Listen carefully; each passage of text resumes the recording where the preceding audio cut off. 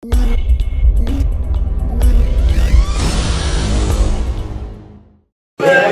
we're playing like 175, right? Yeah. 170-ish, 150-ish, somewhere in there. Alright, cool. I need to be on the side. I'll just show my deployment, and then what did you bring? What did you bring to the fight, man? Okay, so this is the army that I'm bringing to the fight right now. Croc people. So we got one Croc man who's right here. Oh, okay, there. We have 1, 2, 3 Fusiliers. We have one K-Mao, who is an amphibious special forces unit. So she can move through the water, no problem. But everybody else is like, oh, water, it's oh god! Right? And then we have the Peacemaker Armbot. I want that thing. They're all fronted by Lieutenant Gabriel DeFerson, who comes with a hacking device and a Spitfire, which is an awesome weapon, and a Templar sword. Alright, cool.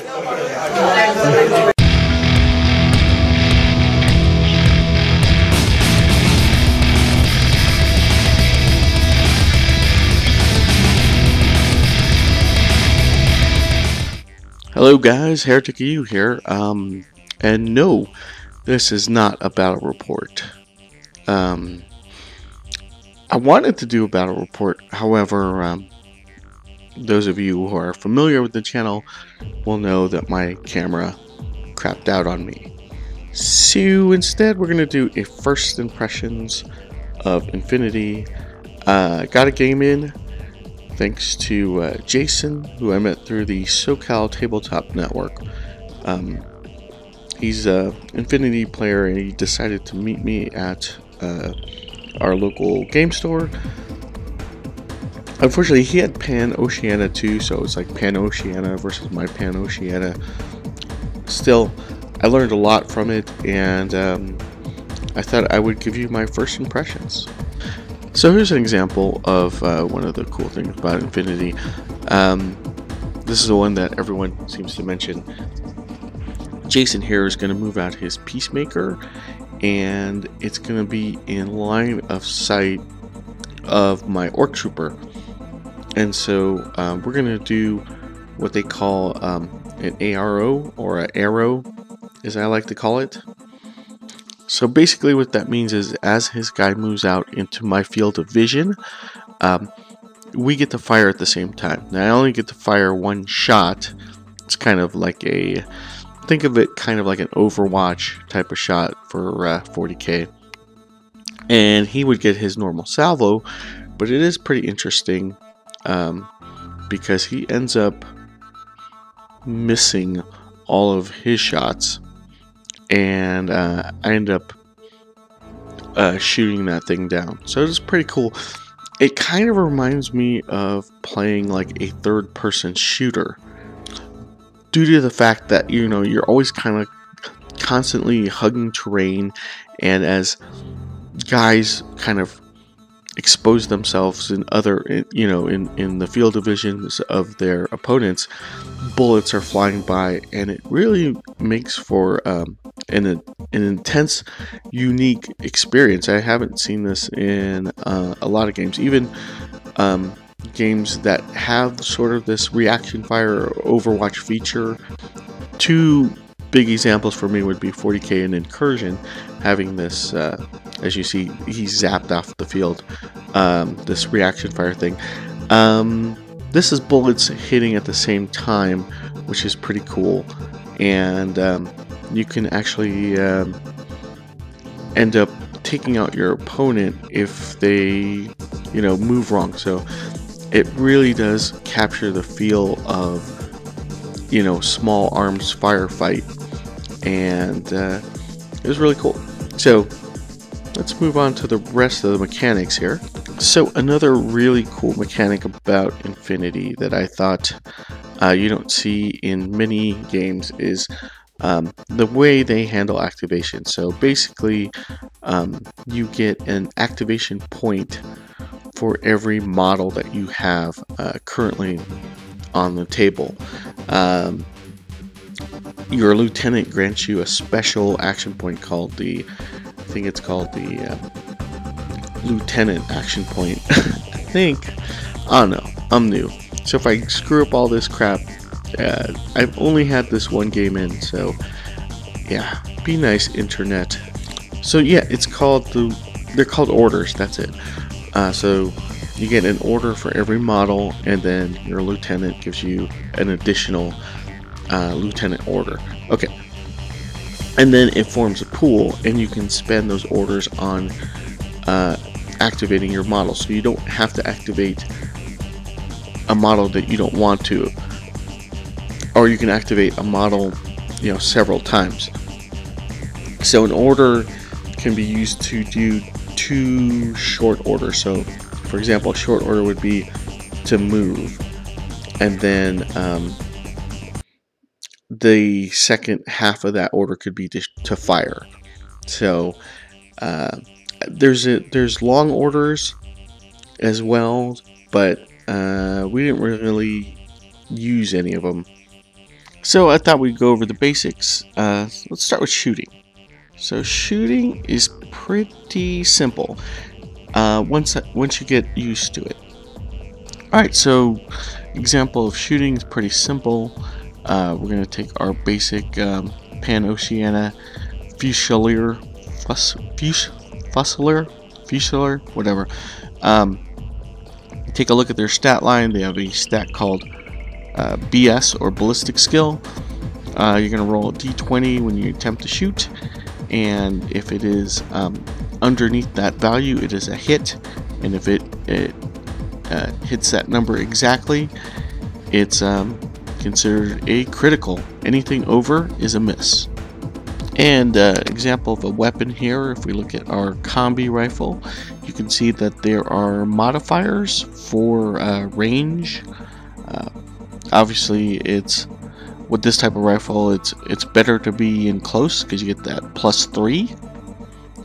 The further away, it gets a bit harder to hit. So awesome. With the D20 system, you can have modifiers like this and have them stacked for like what do you call that, terrain modifiers as well, and it really makes an interesting system. Now when you do hit, the way you figure out whether or not your opponent survives it is pretty easy. If you look at the same weapon profile, there's a damage value, and basically you have to roll over that value on a d20 and you survive. If you do not, you take a wound. Now on your stat line there, your armor can modify the damage. So in this case we have armor 1, so that's going to reduce that damage to 12, which means we need to roll a 12 or better to survive. Yeah, so that's basically shooting. Close combat is pretty much the same, except you're going to use your close combat stat. Going back to the battle real quick, this part was pretty cool. That's my sick commando dropping behind the enemy lines there. Unfortunately, he failed the physical test, and so he actually ends up back at my deployment zone there. So that's kind of how that works. It's too bad because I would have landed behind them and would have shot them the hell. But alright, so see me spending an order to move him, and he's going to be right into cover. Here in this game, your base has to be touching the cover in order for it to count. And then we have a face-to-face roll between his commander or his lieutenant and my lieutenant right there, as we duel to the death. So as I moved towards cover, he spotted me and takes a pop shot, and then I take 3 with my combi rifle. And I believe I wound him with that shot. Yeah, I think that was pretty awesome. So you get the idea. it's a really dynamic kind of rule set where there's always something going on your side of the table, and you're always sort of involved. It's unlike other games where you're just kind of watching the other guy take his turn. This one you really need to pay attention, as I waste another action point moving, and he's going to take another shot, and we're gonna do it again. So that is some pretty sick stuff going on right there.